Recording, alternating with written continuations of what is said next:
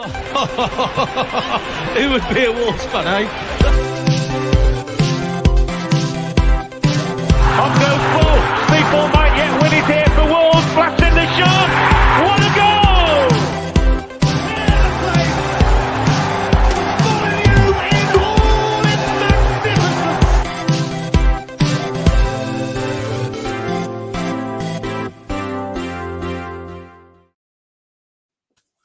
Good evening and welcome to Wolves Fancast. My name is Matt. I am straddled by Stu and Andy, and Ed is somewhere in the digital ether. No, this isn't an episode for Fathers for Justice. We are just three middle-aged men looking to talk about Wolverhampton Wanderers and their victory over the European champions and the champions-elect this season as well, Manchester City Football Club. Thank you very much for everybody joining us, whether that be on Facebook, on YouTube or on Twitter. We've got access to all of your comments in live time, so we'll do our very, very best to read as many of them out as physically possible. Do need to do a little bit of housekeeping. First and foremost, I want to thank our partners in crime, Audi, for helping keep the podcast on the air, and also Boston Coffee Company as well. We have a charity game as part of Wolves Foundation coming up on the 15th of October. All of the different Wolves fan channels, podcasts, YouTubers, etc., are taking part in a seven-a-side tournament, the Wolves Content Creators Cup. And there is a Just Giving page for that. Anything that you can donate would be really appreciated for a great cause, Wolves Foundation, which we've spoke about and held podcasts in the mental health side of it as well. A really fantastic cause. So anything that you can do to donate would be really, really appreciated. How are we, gentlemen? Are we both well? Yeah, I'm good. You know, I've only just realised that we can actually see the comments as well. I always assumed it was just whoever was hosting the podcast. So I'm just looking through the comments on the Twitter. It's not Twitter. It's on YouTube. Those comments come. So that's quite a nice surprise for the evening. Yes, it isn't until we get ridiculed or something. Yeah. Oh, yeah. Without a doubt. Absolutely. Stu, are you well after yesterday? Were you in the pub celebrating? Rumor has it. No. I behaved myself. I went straight back home. I mean, I obviously didn't stop drinking, as people mocked me for drinking Carlsberg. But you know what? Like what I said at the time, it's a pint cans of Carlsberg from the co-op. And I had some old co-op points, and I thought, well, why not? Why not? Got to live here. So I thought before going on the hard stuff, let's refresh the palate after the kebab, and went on the Carlsberg, and I stayed on the Carlsberg for a considerable amount of time, and then I woke up feeling awful this morning. But hey, who cares? It doesn't matter. We won. Yes, absolutely. Well, the first thing I want to get to straight away, and much like Nick Cage podcast counterpart at Cape Fortune Pod, I had extremely low expectations about this game. And I wanted to know, Andy, is this one of the games in your entire supporting career of Wolves? Have you had lower expectations for a result? Or have there been any other fixtures that you can think of where you've really thought we've got no hope in hell? I mean, you're probably going to have to go back to the McCarthy, Terry Connor relegation season. The last time that I think feelings were as low as they were following Luton and Ipswich. Like it was kind of a lot of grumbling going on around the ground pre-kickoff. A lot of people felt like they were there out of obligation rather than out of want. So I don't think of any one specific game in particular, which I think hopes were as low as they were. But the general malaise before the match was definitely settling in, I think. Yeah, absolutely. Stu, what about you? How did you feel going into the game? The absolute realist that you are within this club. I mean, I had Man City over 4 goals, and I was quite open about that bet at 8-1. Only £3 though, nothing silly. But yeah, I think Andy's probably spot on there. I mean, you could go back to like when we played Chelsea with George Savile at left back, and you think, okay, this is not a great idea, and we've got no hope here. But on an even playing field like that, kind of in the same league, Yeah, it's been a long time, and maybe like Man United away in the Dave Jones year when Henry Kamara pulled one wide in that one chance that we had in that game. Maybe going into that thinking, oh, we ain't got a prayer. I think it probably helped though, because no one had any expectation whatsoever. And we had one goal, and that was to destroy Matheus Nunes, and we did that as well. So well done, everyone. Absolutely. Well, let's just have a quick look then at the lineup and what to expect. You know, there was a lot of talk after the Ipswich game. There was a need to, you know, be more resolute defensively, and Gary O'Neill opted for 5 at the back and an introduction of Totti to that lineup. Andy, from your point of view, looking at the lineup there, 5 at the back against a team as rampant as Man City was the prudent thing to do. Result aside, take that out of context for a minute. Going into that game, it was, you know, the right thing to do as far as logically, I would have thought. Yeah, without a doubt. I mean, we knew we were going to be under the cosh for pretty much the whole 90 minutes. We knew that we were going to see very little of the ball. So it was very much a case of we need to try and get as many people back to stop them from just overrunning us. And then you've got your pacey players in your Neto, your Cunha, and you've got someone who's a little bit tricky like Hwang. So I think it was the perfect lineup. It was exactly what it needed to be. It was precisely what I wanted to see, especially because I don't know if we're going to come on to this, but just like I just want to touch on like the striker situation. Obviously, we've got 3 forwards vying for that one position, and there's been a lot of calls for Kalajdzic, but obviously midweek against Ipswich, he showed that he's nowhere near fit enough. Fabio just doesn't have the physical attributes yet. It feels like he's still a work in progress, very much so. So it has to be Cunha, I think, in that role. For me personally, because he's got the strength, he's got the nous, and he's got the pace to actually cause some troubles. Even if he can't finish for shit, he's a good player who can bring others in. So for me, that lineup was exactly what I wanted to see. Absolutely. I mean, from your point of view, Stu, let's bring the lineup for those that are watching along at the moment. Totti Gomez, it's a bit of an interesting one, that in that I think he really divides opinion on. You know, some people have him on the scale of absolutely not at the right level. Other people have him, you know, really highly thought of, one that's going to really come through this season. When you saw that lineup, did you think we're going to get exploited having, you know, Dawson, who we will come on to, but again, take the result out of context, hasn't got the legs that he may once have. Kilman is Kilman at times, and Totti being Totti. What were your thoughts on that back line going into this game? I mean, everything he just said was ultimately put to rest as soon as I saw that Totti was brought back in, because you look at the Dawson thing. Dawson not having legs doesn't matter when he's in the middle playing like Cody used to, and having the exact game plan that he had. Totti, I don't get, and again from Connor in the comments there, Totti's class, and he is. And I don't understand any. I know the only thing I can think of is because he looks so weird. He's got this weird, odd, running style, and he looks a bit gangly and a bit uncomfortable. But he's never let us down. And you look at what's the other option? Fake Bueno, who's completely unfit, as we saw on Tuesday night, who hasn't kicked a ball since May. Before then, I think someone said midweek. So it was a no-brainer to bring Totti back in and playing Kilman on the right-hand side, which is where he played his best football for us anyway. Weirdly enough, everything just seemed to fall back into place. And obviously, Semedo's kind of he's better not being completely exploited and having to cover everyone else's arse as well as his own job. And then you take the defensive frailties of Nuri off as well, because you've got that cover. So it's almost like the whole club is built like this for a reason.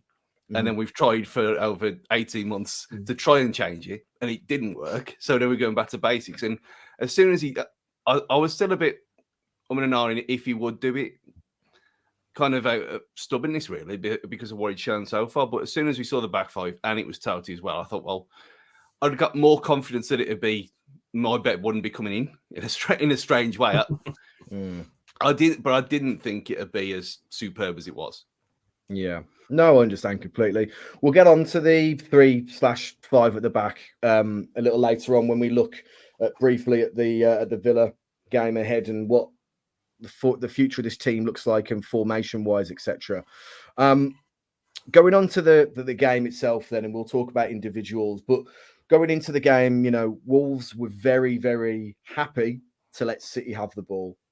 City, I was on comms, so I was describing it, and I was saying on a loop over and over, like a broken record, pass to the left of centre, over to the far side, back to and there's that Simpsons episode when they have the World Cup game where it's just holds it. They were very, very happy to let City have the ball, dominating possession, 80% to 20%, etc. We've been very guilty in the past, Andy, of allowing teams will try and play out, and cause ourselves problems. And there was signs of that early on. When we did get the ball, we were in a rush to get it forward, as you absolutely have to be.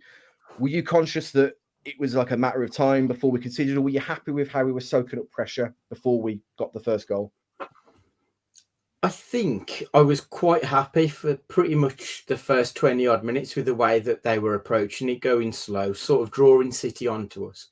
Because City, they didn't press anywhere near as effectively as we can see them doing it. So we managed to counteract the way that they press. So it don't get me wrong, if you'd have told me that pre-match that's how we were going to try, I would have absolutely shit it. But once it actually came to the mechanics of the game, I think we handled it very well. And like we've said before on this podcast, playing out from the back is probably the way forward to play football. But unless you're one of the big clubs, it's a really difficult thing to do. But they showed that they could do it with some level of maturity yesterday. So I don't think we should be throwing the baby out with the bathwater when it comes to playing out from the back. We've shown that we can do it. They need to pick and choose their times. And they did it perfectly yesterday to do that. Yeah, absolutely. I mean, you mentioned it there, segued very well into kind of talking about emotional maturity. And I've been very critical of this team at times, especially last season, where emotionally it feels like we let the occasion get the better of us at times. If a decision doesn't go our way, we seem to kind of lose our heads. We concede a goal maybe against the run of play or something like that.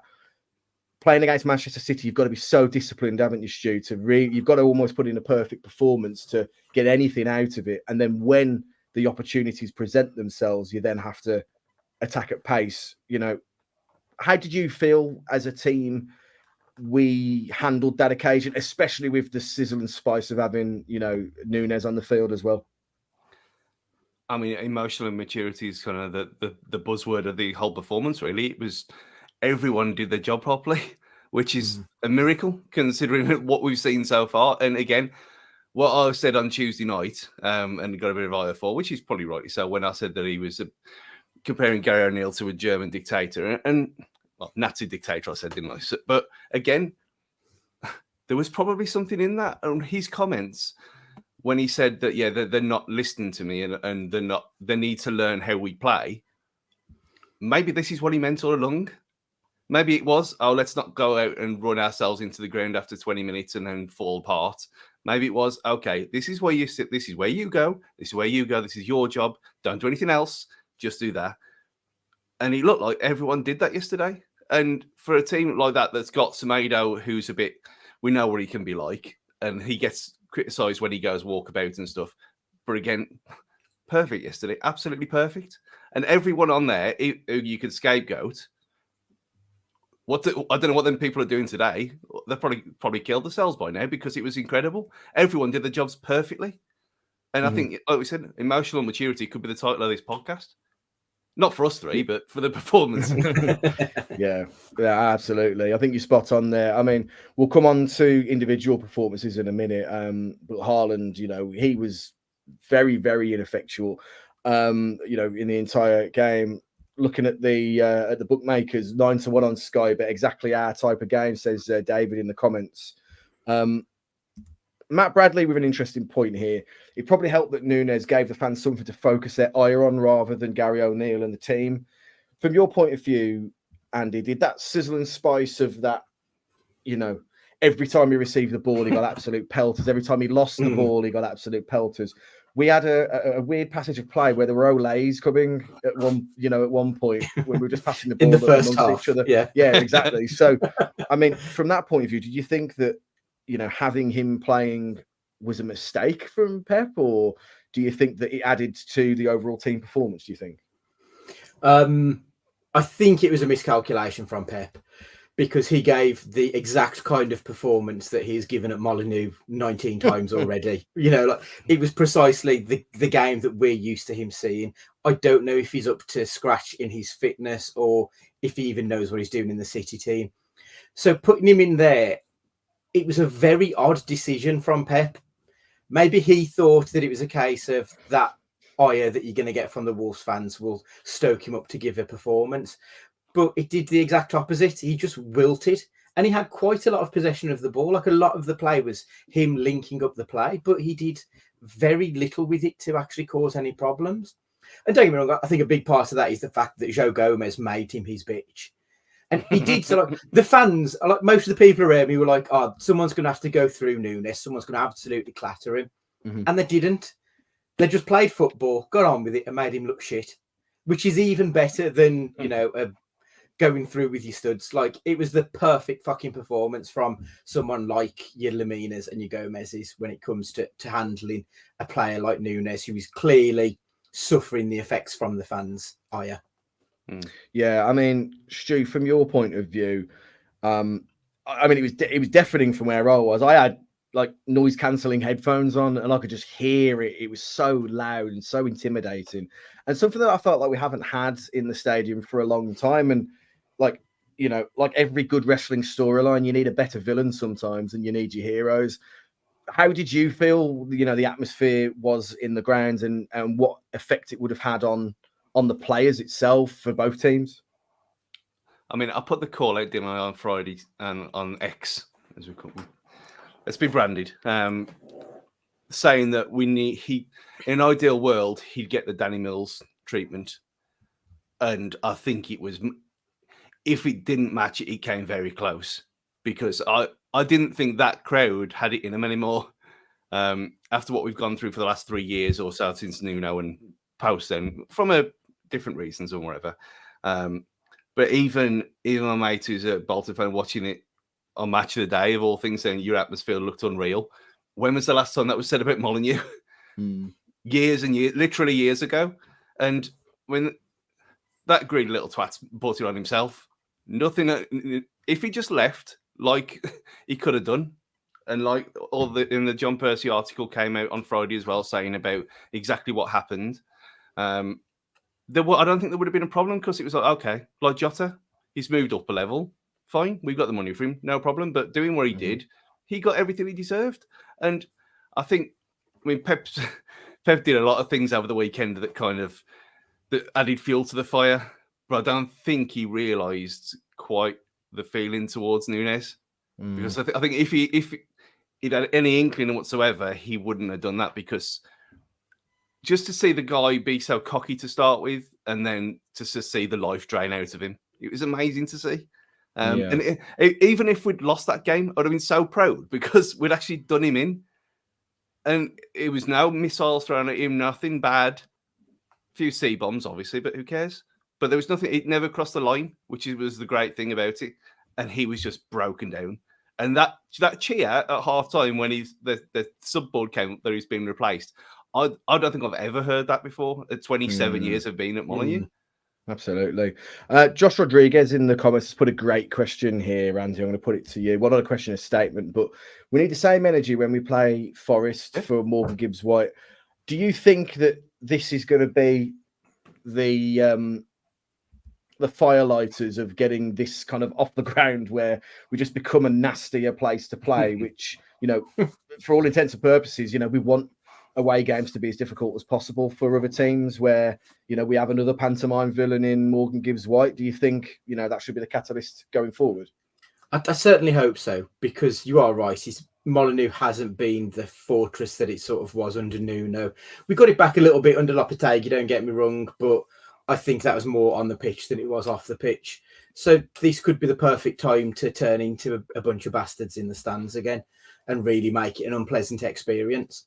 And as for Morgan Gibbs White, by all accounts, the Forest fans hate him again. So whether or not he'll even be playing by the time they come round to the Molineux, who knows? Yeah, of course. Before we get on to the goals and the kind of statistics behind the game, which we'll go into in a bit more detail. Just want to give a comment to the refereeing performance yesterday. There was obviously a few different talking points. One being the Calvin Phillips stamp grazing. You know, once you've seen it back, and I mean, we didn't even get the highlight of that on Match of the Day. I don't know if you've even seen the incident like in real time, because I saw a screen of a replay, and he does raise his foot, push it down on the player. No apparent check from a VAR point of view. That was point number one. There was the foul on Cunha that wasn't given, but then the blatant two-handed push in the back of the City player that caused the free kick. And then there was the Hwang 2 yellow scenario where I think his second foul was a yellow, to be honest. But the first one was harsh to begin with, so there's an element of leveling out there. It was a weird kind of performance from the referee, whereas actually kind of let the game flow fine from that point of view. But it was on a weekend of massive trust issues with the referee and VAR and everything else, Stu. Were you kind of content with how the referee handled the game? I thought it was all right. Very rarely I'll come on here and not have a go at them, because most of them are completely incompetent, as we've seen. But like Dean said there, Aki should have gone. But in a way, like you said, Matt, I liked how he just let things go. If he'd have done things by the letter of the law, like that guy at Luton did, and he was punishing absolutely everything, it would have been awful. But I think the game as a whole, even though it was a backs against the wall thing for us, it would have been harsh. But so at the same time, if you're letting Ake off, then you're letting Hwang off as well, which is fine. But what are you going to do? I mean, the thing... Oh, there you are. When they're trying to push Hwang off the pitch, that was a yellow card. That was a straight yellow card, and he let it go. And you think, okay, this is where you've got to kind of clamp down on this, because he's going to get out of control. And at full time, it did get out of control. I ain't seen anything about any repercussions after what happened there. But I didn't think the Cunha one was a foul. I didn't think it live at the time, and I put it in our group chat. I think when the corruption chant started, I thought, well, this is just stupid, because he's gone down way too easily. We saw it last week, Anthony Gordon at Sheffield United going down, not getting a penalty when it probably should have been, but he faked it so badly that you're not going to get there, are you? The free kick that they scored from was a foul. So I think overall, he did an okay job, which, considering past track record against Big Six sides, is better than we normally get. So I was relatively happy for a change.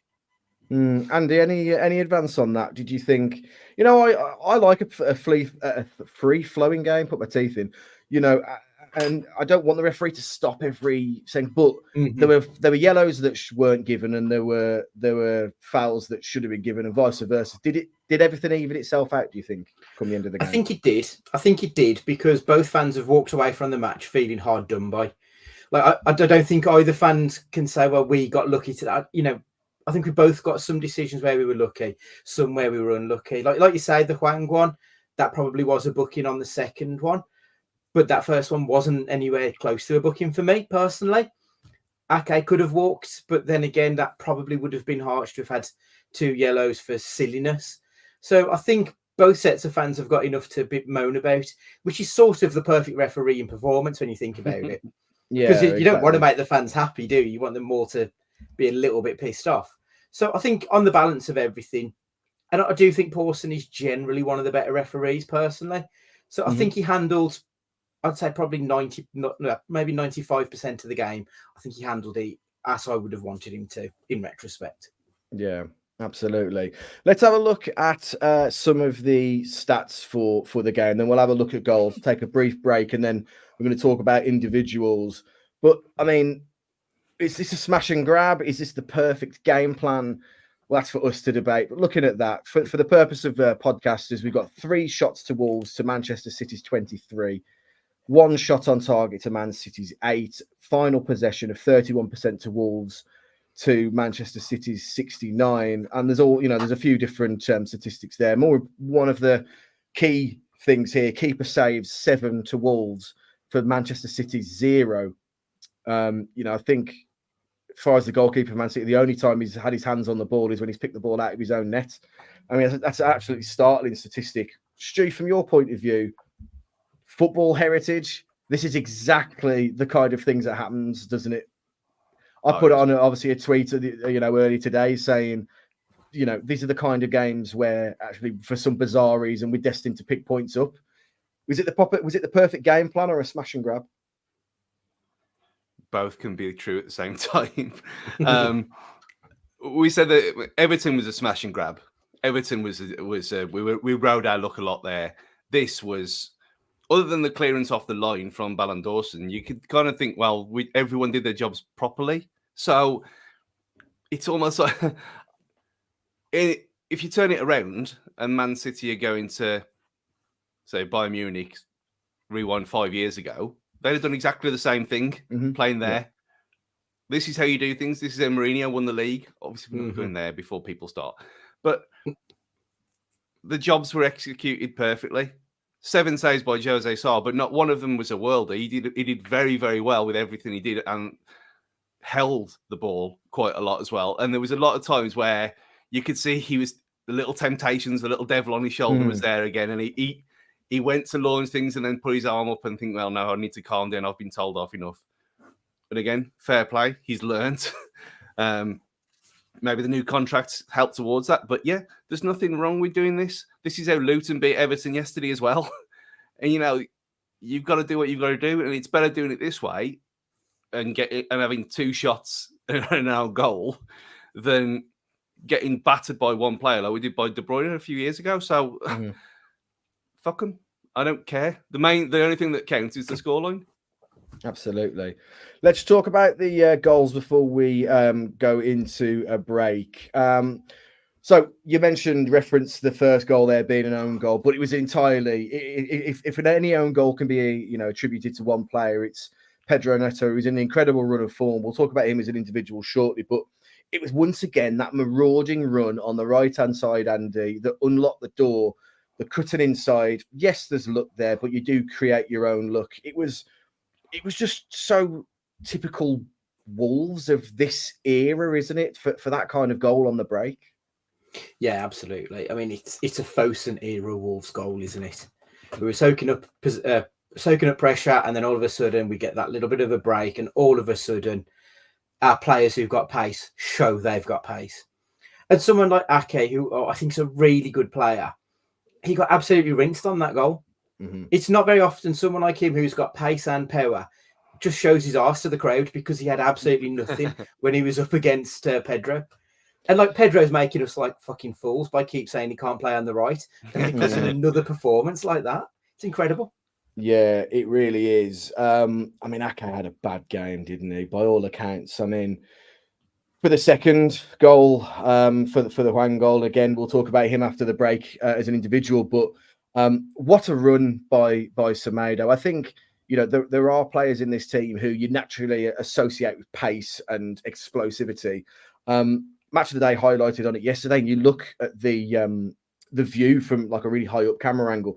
The speed and the acceleration and the torque he has on that run to get onto the end of that ball, and then the cross itself is hits a deflection, fine, but I mean the haters for Semedo must be really eating humble pie at the moment, Stu, and all the credit. I know the assist will go to Cunha, has to go down to Semedo for that goal. Yeah, and the cross into the box was dangerous, which is what we've been crying out for literally years from him. And we've all said about how good he is in doing his own little thing, and he's never going to be a goal threat. But this is what he's always been capable of, and we've never seen it. And when he has seen it, it's very fleeting. So maybe playing, well, we'll come on to it again later about wing back, but he was great. He was great all day long. And you are right, he's deceptively quick, because he does kind of lounge around and kind of stroll, and especially when he's going to get throw-ins and stuff like that, he looks a bit lackadaisical and things like that. But he has got acceleration, he has got pace to burn when he needs to. And like Match of the Day highlighted, the front three, as they were mocked up the Brazilian national team there in that last slide, and Semedo breaking together as a unit, not just one of them. They were all breaking as a unit in line. How long have we waited for something like this to happen? Where before it's been Adama Traore on his own, and then everyone else having to catch up, and then it going into South Bank anyway. It was brilliant, and he did it almost to put. Well, you could say the cutback was designed as well, because there was no balls into the box because we've got no one to head the ball, have we? So even that, he's pulled it back into a dangerous position, and look what happens. Just get bodies in the box. Get the ball into feet. It works. I think credit where credit's due as well to Cunha. I think we've been guilty in the past of players in attacking positions just stabbing at that ball, just trying to shoot at all costs. But he's calm. He plays that little layoff to Hwang, who obviously gets a goal slightly lucky because he hits it directly at the defender. It was a defender on the line, wasn't it? At the moment in time, but nonetheless, we get the goal. Absolutely deserved, I feel, as well, because we just took our chances when they came. And what a fantastic feeling it was, in the ground, because at the equaliser, it very much felt, well, we've seen this story 1,000 times. We know exactly where this is going, and it wasn't the case, Andy. And it was. It not to go really over the top with this, but it felt like a turning point, not only in the game, but potentially of the season. I mean, you can only hope so, can't you? Because you are right. And that was a point that I was going to mention at some point. The immense times we have lost our heads when we've had one decision go against us. We had the Cunha free kick that wasn't given, and then we had the free kick that looked like it was for a fairly similar sort of incident. At least it did in the ground anyway. And so many times that's happened, and all of a sudden, all of our big name players have decided, no, the world's against us, and I'm going to shut down tools, and we'll get steamrolled here. But they didn't do that yesterday. Like the catalyst of their goal was more of, okay, that's fine. We'll carry on playing our game, and we'll see where we end up at the end of it. And it goes back to Stu's point earlier. Emotional maturity was just shining throughout in this performance. And that goal typified it, to be perfectly honest. I thought it was the composure that Cunha had, just that deft little layoff for Hwang to just whip it in there. And yeah, it was perfect. Because as you say, Matt, I mean, as soon as that ball fell to Cunha, I thought, oh, fuck, he's going to try and backheel this in. Because how many times have we seen a player try and do that? He's a striker who's like 6-7 yards out.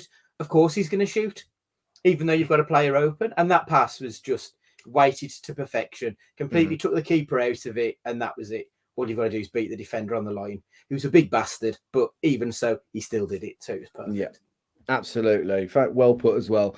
So we're going to have a little break right now for those from a podcast point of view, to allow you to pause and grab a drink. From those watching along live, you're gonna have to be quick because it's a 6-second video change. But when we do come back, we're going to discuss some of these individual performances: Pedro Neto, Dawson, Hwang, and any kind of key players that you think deserve a mention, including a man of the match. We're going to discuss Gary O'Neill's post-match comments, and then have a look at some of the Twitter/X. It'll be a cold day in hell before I call it X. Look at some of the Twitter comments as well from the game in terms of some people's positives and negatives. So we'll be back with you very, very shortly.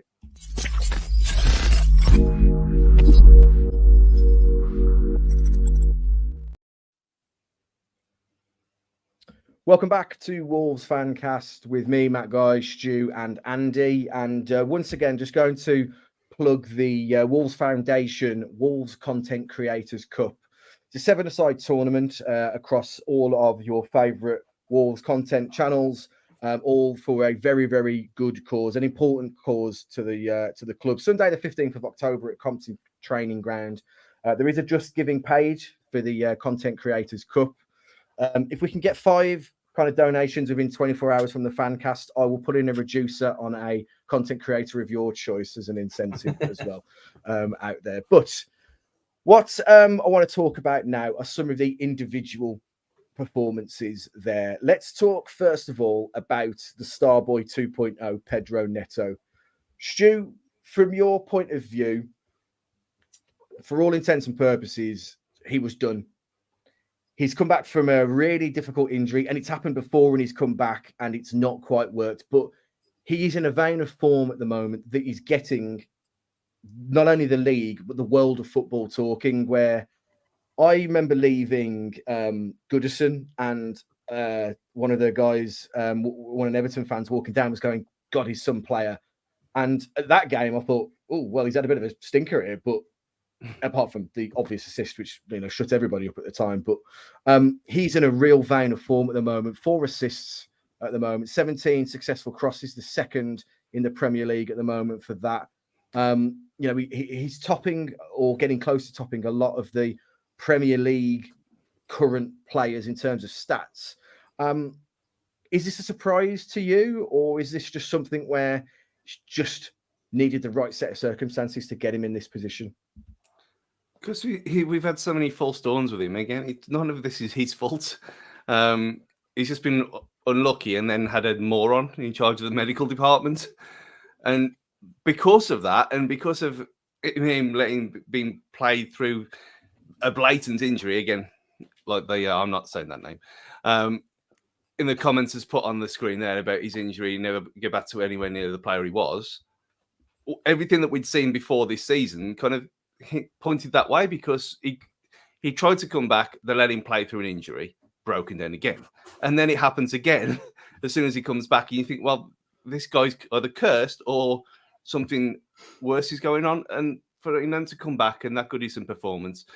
And remember, though, before he got knackered in the first place, we didn't miss Jota when he was sold when he was 4th choice at one point in Europa League games. And people might argue that point, but he was. He'd been dropped for Neto. He'd down tools in that last 6 months. He wasn't in form. And Neto kind of covered that hole. This version of Neto looks better than he did then in some miraculous world. And it's almost like that cross to Klozic was all he needed. It was all the proof he needed, because, I mean, there was a time like yesterday where when he was running full pelt, I thought, oh no, please, just don't run full pelt, because we know what's going to happen to you. Your leg's going to fall off or something. But he looks stronger, he looks bigger, he looks bulked up, and he's not lost any pace at all. He looks a better player than ever, and it's just how long he stays in there. The whole joke is he'll be sold in January and we'll all be fine. But he's rightly topping the charts. And like I said midweek, that if it wasn't for him, then we'd have no points. Yesterday, I don't think that mattered. He was just great. Yeah, absolutely. I think it was a real performance there. I mean, he feels like the catalyst and the spark that really gets things going again, which you absolutely need. There's an interesting question or statement, Andy, in the comments from Sean Crow. The change for Neto on the right is he stopped cutting inside in every possession. Defenders don't know if he's going outside or inside anymore, and O'Neill gets credit for that. There is an element of unpredictability about Pedro Neto, isn't there, where he just has everything that he touches seems to turn to gold at the moment. And it's, whether you think that's an O'Neill thing or a player thing, he's just in a real rich vein of form, isn't he? Yeah, it's confidence, isn't it? I mean, if you go back to some of the games that we had between his injuries, when his confidence was clearly low, things weren't coming off for him, he was very reluctant to use his right foot and go around the outside. But now he's got that thing where, like you say, he's got the Midas touch at the moment.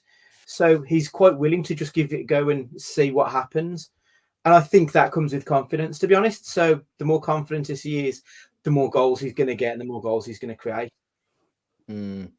I mean, it's absolutely the natural thing that we all think, and we've all heard, we've heard it in the concourse and everywhere else. And the question has to be asked: what price tag would we put on Neto? From Moldy 7890 in the chat on YouTube. Certain players are priceless, aren't they, in certain points of a season and for a team. And at the moment, we can't afford, to lose Pedro Neto. And I said very much this season, it feels at least like it very much hangs in on how fit Hwang and Pedro Neto can stay. Where do you lie with that, Stu, in terms of is he priceless for us at the moment? So take the financial side of it out, but in terms of our success over the next, like say, 2-3 months before January transfer window, how imperative is Pedro Neto to our success? I mean, you look at the backups to him and Hwang, and there's your answer. You've got what? Who do you play there? Do you play Sarabia there? Which I know Dan's going to be having kittens, but the mere mention of his name. If Hwang gets injured, do you play Fabio? And obviously Fabio came on and can't really judge him yesterday. So I think it's imperative more than anything else, and because of the importance of it and how well they are, how much informed they are at this point in time, let alone how the quality of the players that they are.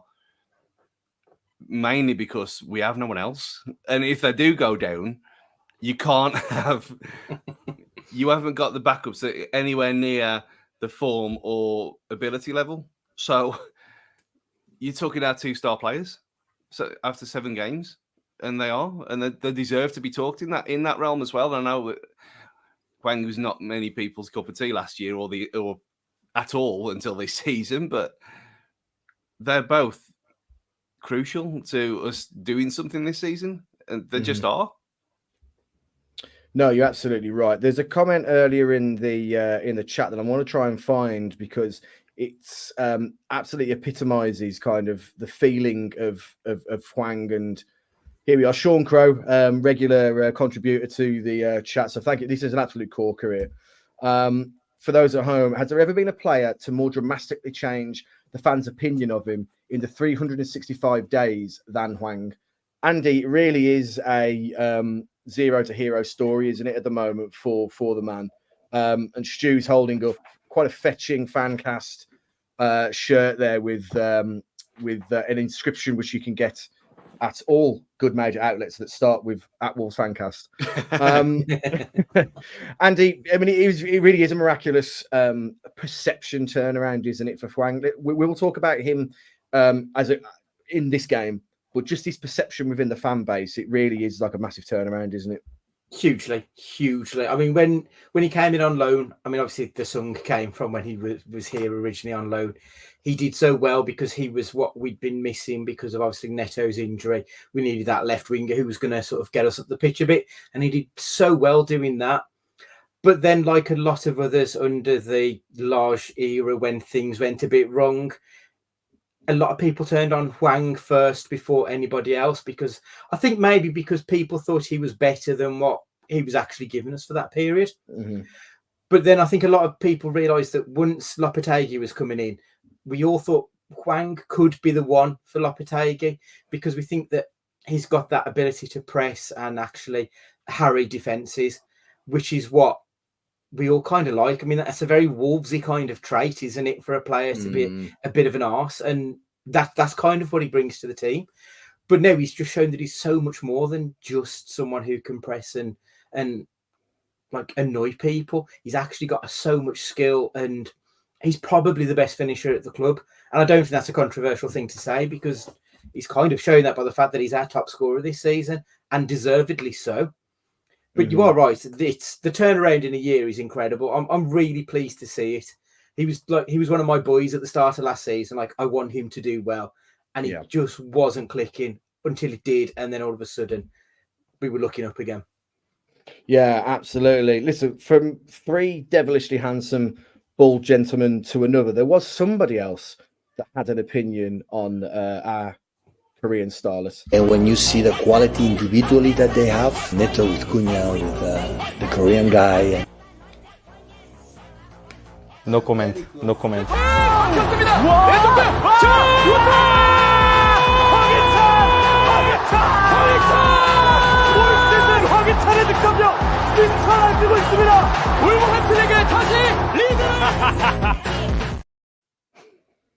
Not going to do the impression for fear of cultural appropriation, but what an excellent video that is as well. On a sidebar, there was a lot of videos, both from fans and I think the club put out, with him spending time with some fans that had come over, a family I think that was invited over. I mean, I don't think we quite understand as we're all living in Wolverhampton, but even for Wolves fans from across the UK and beyond, just how huge a star he is in his own country, Stu. That he's Elvis, the Beatles, and Jesus all rolled into one, isn't he? He's.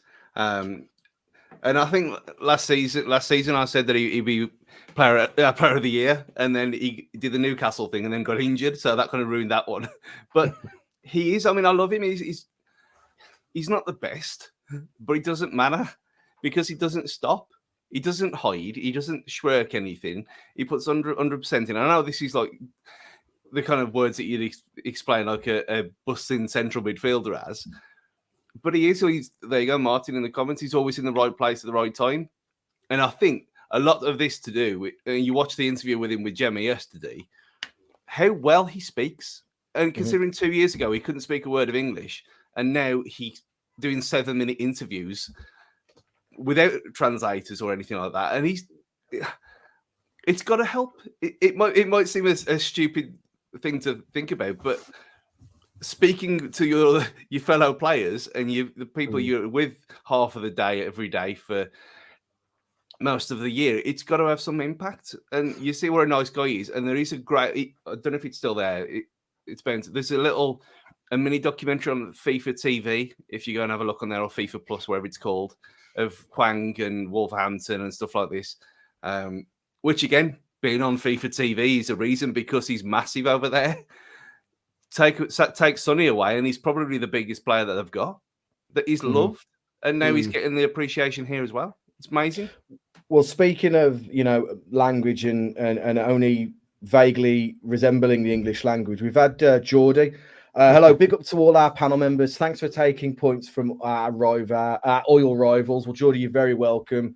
And, best of luck to your season, if it means it takes points off some of the bigger boys and makes it more interesting a season. I think Mouldy's come in and said that interview was fantastic, and he called O'Neill gaffer as well in a Wolverhampton accent. Yeah, well, there were a few clips of that, like when we had the Wolves AOE, I think originally from Neves, I think it was. Yeah, and there's you could hear the twang that comes in through their voices. It's just brilliant. Like, it genuinely brings me joy to hear the drawl of this part of the world accent creep into these international players. As jam-packed as this episode has been so far, there is only one thing that has been more jam-packed, and that has been Craig Dawson's back pocket from yesterday, because he was absolutely insane, Andy. There's an image on the screen here of when he takes the things out of his pocket. He's got a very old mobile phone, his keys, his wallet, and then an incredibly chunky Erling Haaland. He was just sensational, wasn't he, Dawson? Yes, putting all of the doubters about his pace and his legs and everything. He marshalled and dictated and just has an all-round performance that many West Ham fans would have been. That's what they were talking about when they were upset about him leaving. Talk us through his performance yesterday. It was a performance of last season's standard for him, because I think this season we have exposed him by having him next to Semedo and asking Semedo to be a bit more attacking than we were last season. So he's then going to have to do a bit more running, which isn't ever going to be his game. So by putting him into the middle of the back three, which really shocked me, because I thought they were going to keep him on the right-hand side and have Kilman in the middle. But by putting him there and having him go toe-to-toe against the best striker in the world, and him just not being fazed by it, it was just magnificent. And he played into his hands, didn't he? Let's be honest. Haaland isn't the kind of player who he's going to try and stretch the defence. He's not going to get beyond you. He's going to come toe-to-toe and he's going to try and wrestle you. And that's what Dawson wants. He wants a scrap. And there was one bit where they highlighted it last night on Match of the Day, when Erling Haaland drops to the back post and there's this massive gap in the middle of in the goal area. And rather than Dawson staying as the central defender of the three, he just tells Toshi to come across and cover whoever's in there, and he drops to the back post to pick up Haaland. It's like saying, you can try and get away from me, but he ain't going to fucking... I'm stuck to you like glue. And it was perfect. It was the perfect performance from him. It's exactly what you wanted to see after a few weeks of much less than stellar performances from Dawson. I mean, there was a reason why people were calling for the other Bueno to come in and give him a chance, and it wasn't unheralded. Dawson's performances weren't good at all. But now there is a bit of a new lease of life if you're going to move to a back three. Mm-hmm. Place is probably a little bit more secure now than it would have been otherwise. Yeah, there was a chance early on into the game where the ball came across the face of goal, and Haaland so easily could have got a foot on the end of it, and then it goes in, and Dawson just gets the deftest of little nicks on it to put it out for a corner, Stu. But those kind of heroics was kind of commonplace within this game. He just put in a performance that I think really needs to be highlighted. Yeah, that challenge reminded me of the one that Brexit Bennett did against Chelsea, where he tracked back and just got his foot in at the perfect time. And it was a brilliant tackle. And he's, in a way, he kind of reminds me a little bit of Ryan Bennett in the way he's so little frills at all that he might as well just be a block of cheese. But he's so good at what he does. And like Andy said, that kind of striker, I mean, Carlton Morris at Luton kind of pulled him all over the place. And you think, come on. But this is why we have to have back five now from now on. I know we're going to come to it. We might as well come to it now. But it just works for everyone on every player that we've got in this squad. It works for Bellegarde. Maybe that you might need a tweak, but at the minute we've still got another game. And it's not available until after the Villa game anyway. I'd go back five all day long. Yeah, we'll get on to that in just a second. But before we do talk about that, please, if you're on the comments, put in your opinion on this. Should we revert to, or should we go to a back five now going forwards for, the next few games, or was this a one-off because of the opposition? And, prior to this, we've been going forward at the back. Give us your thoughts in the comments and we'll get them read out. Just want to very quickly ask for any further kind of man of the match performance. Is there anybody else that you think deserves a mention within the game, Andy? Kilman, I think he's coming for a fair bit of stick as well so far this season, and he didn't put a foot wrong. He did exactly what he needed to do in covering Semedo to allow Semedo to play his more natural game. So, yeah, I think Kilman probably deserves a bit of a shout out. Mm-hmm. Yeah, absolutely. And what about you, Stu? Any players that you think deserve a shout out, and from the opposition as well? Anybody that you think underperformed? The graphic that we've got on screen at the moment talks about Nunes, Haaland, and Jeremy Doku. Is there anybody that you think you want to mention from a Wolves point of view, and then you want to mention from a Manchester City point of view? I mean, Doku was the one that everyone talked about. Oh, Semedo's going to be absolutely rinsed in two and all this stuff. That was the discourse all week. That there's the weak spot after what he did the week before. But he didn't have a sniff. he was marked out the game like a lot of them were. And there was a comment when we was walking at the ground after, and we've already mentioned Ake, and there was a guy who was walking up the university slope, and he was, as usual with City fans, you can always have a conversation with them, and they're not dickheads like a lot of the others. And he was saying he hasn't seen Ake be rinsed like Neto did to him for a long, long time, if ever, in a City shirt. Again, there was, when he's on form like that, there's no answer to him, is there? And I think out of all of them, we haven't even mentioned Mario Lemina, and I thought he was amazing again. Very, very disciplined.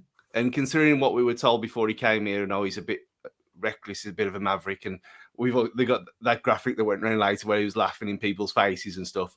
Mm-hmm. It was after the game, so it doesn't matter. But I think him and Gomez were very, very solid at what they do, and you always get backs to the wall performances like this. I think midfield's always missed out on because it's never really talked about. But they dropped in and they did their defensive duties perfectly and got rid of the ball when we needed to. And the forward line didn't get balls through chance, did they? And there was a lot of times that they didn't show it on Match Today, obviously, but there was a lot of times where it was them two winning it back and then releasing it, and they did really, really well. But no one is below a 7 yesterday, and that's how you beat Man City. Yeah, absolutely. I think some of the comments in the chat speak for themselves about the question around whether we should go to a back five. Let's go through some of them right now. Martin W, back five, definitely. Connor, back five sounds good. We've got here still with I think Bellegarde can play in a 2 with either Gomez or Lemina. And Mouldy says Boubacar Traore is excellent when he came on. His energy levels were exactly what we needed. If it doesn't work, we can go back to a back four. Also, back five depends on the opposition, maybe home and away games. Matt Bradley, back five when we'll definitely have to play on the break for sure, but it could be horses for courses. And Dean Marsden, keep the back five for now. Frees Kilman up to go marauding and allows Totti to be aggressive. We have far more mobility in the midfield now. Bellegarde can also mean a return to 5-3-2 if needed. So there's an absolute massive amount of choice, which seems bizarre to say about Wolves in terms of what we can do. But the one man that will make all of these decisions will be Gary O'Neill. And in his post-match comments, he said it's exactly what we prepared for. Disciplined and full of quality. We worked really hard. City are very structured. Lads have stayed fully focused. Thought Cunha was excellent in his job in the pivot along with Hwang and Neto. It's the biggest result of his managerial career, and he's beaten the best team in the world who probably win the league again. All in all, I think it's a massive relief, obviously, to get more points on the board, but it has swung the gonometer into more of a DEFCON 2, if that's the, I don't know which way, if DEFCON 1's good or bad, but it's definitely swung it in the other direction. And, in terms of the post-match Twitter/X, Dr. Adam Dwight, one positive might be an apology from you for this nonsense and fickleness after Gary O'Neill had 6 Premier League games in charge, and there is the gonometer in the bottom corner there. Again, good doctor. This was just a litmus test of public opinion, not our individual comments or opinions. But we did ask for 2 positives, 1 negative, and a man of the match from the Twitter side of the world. Adam, I'm not going to attempt to pronounce his surname. Ruhum. Hwang in the right spot again. Neto being Neto. Fabio again didn't look great when he came on. And Craig Dawson, the man of the match. Craig, another Craig. We won, the positive. We deserved it, another positive. The negative, that Nunes went off at half-time and spoiled the fun we were having with him.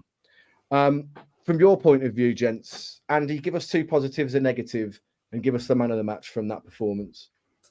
I think my man of the match is going to Dawson.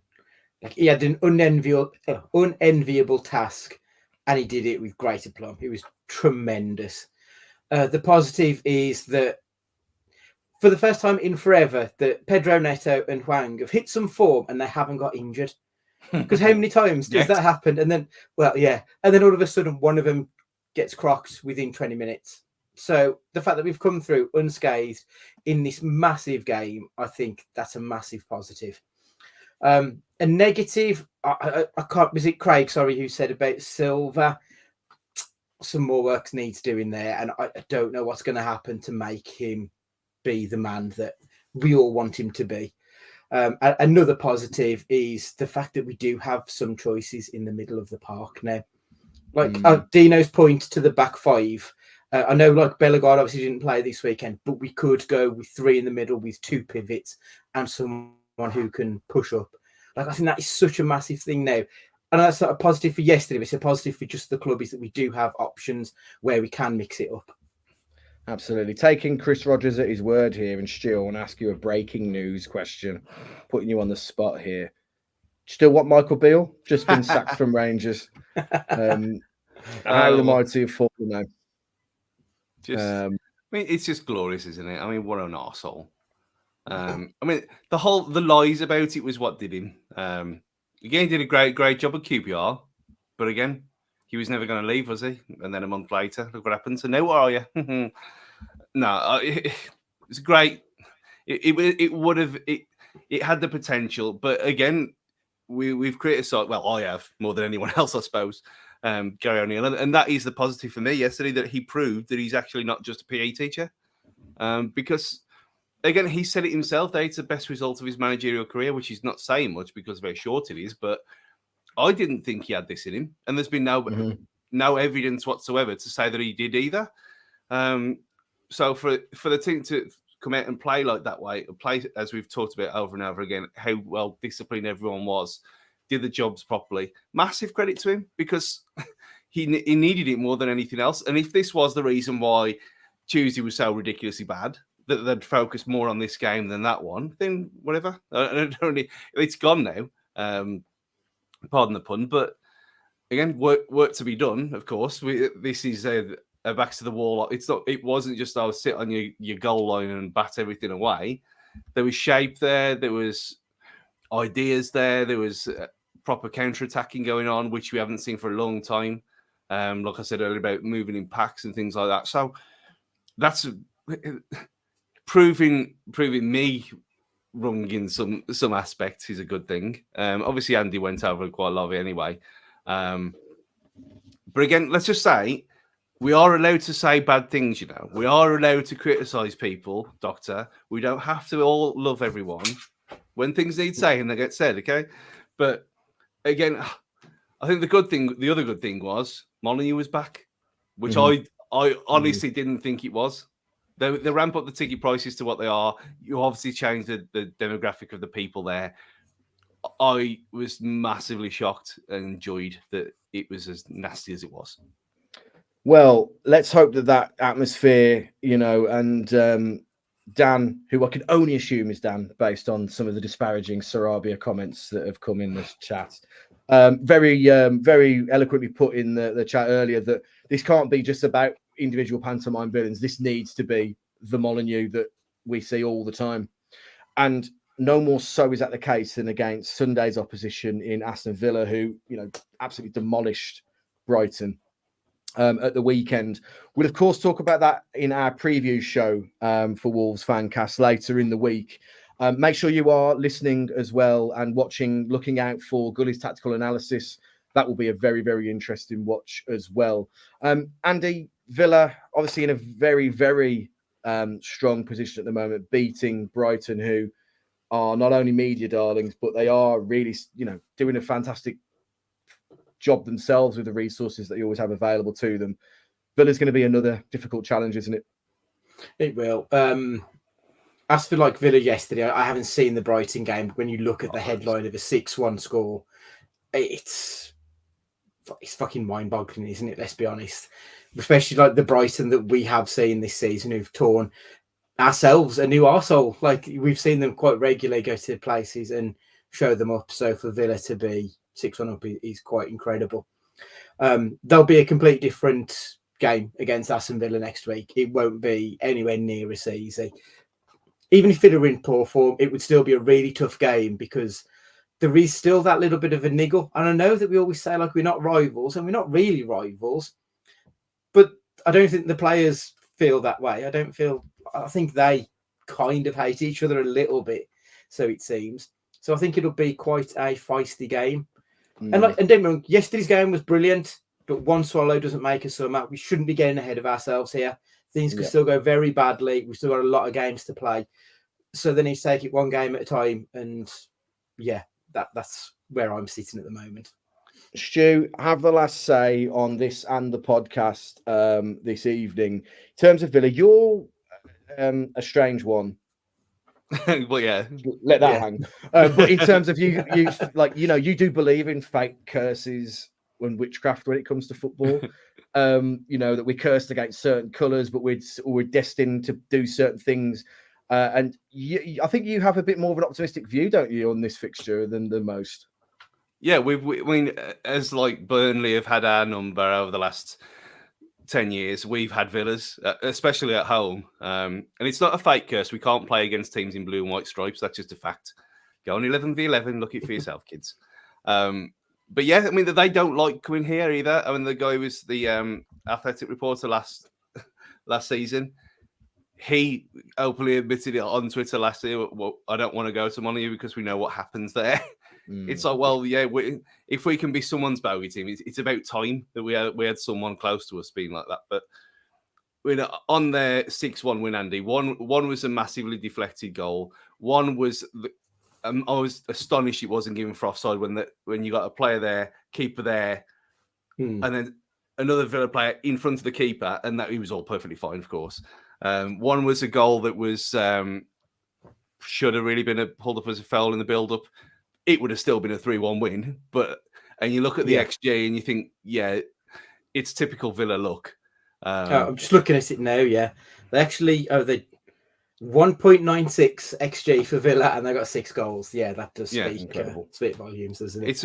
It's Villa look to a T, that is. But yeah, and again, like in the comments have said, there they are playing Thursday night. They were not very good in their first game in the Conference League, so they need to step it up. So if we could take advantage of that, have an extra day's rest as well, we've got a bit of monkey off our back of actually getting points in wearing gold now, which was still a thing until yesterday. I am amazed. If you said this to me on Friday, I would be never saying, yeah, I'm confident to play Villa now after the start that they've had as well. But I kind of am. And if we play like that, to that kind of intelligence and intensity again, and don't do stupid, silly things and get carried away with the moment, which I don't think they will anymore, then yeah, we've got every chance. Absolutely. Once again, later in the week we'll have our Villa preview show. Make sure that you are subscribed across YouTube, Facebook, Twitter /X. Make sure you've got the little bell ticked on as well to get notifications of when we are posting content. I want to give a very, very big thank you to all our podcast partners and to Boston Coffee Company as well. But most importantly, thank you to you, the listeners and watchers of this show. It's the reason why we do it. We really, really love that we can get to put your comments up on the screen, and it is really good to have some of new listeners and some of our long-term supporters as well. Really, really appreciated. Once again, just a final plug for the charity game that we have going on at Molyneux with all the other content creators. We're going to say it till we blue in the face. justgiving.com/page/content creators cup. But for now, Andy, if you want to say goodbye. Be excellent to each other. I've got the podcast there, haven't I? If you want to say goodbye. Hwang tough. Hwang in there. From me, Matt, thanks everybody for listening. If you have enjoyed this podcast with us three, very quick plug for our very small podcast at Cage Fighting Pod as well, where we talk all things silly and Nick Cage. But really appreciate everybody joining in this evening. Have a great week ahead, and we will see you down the road.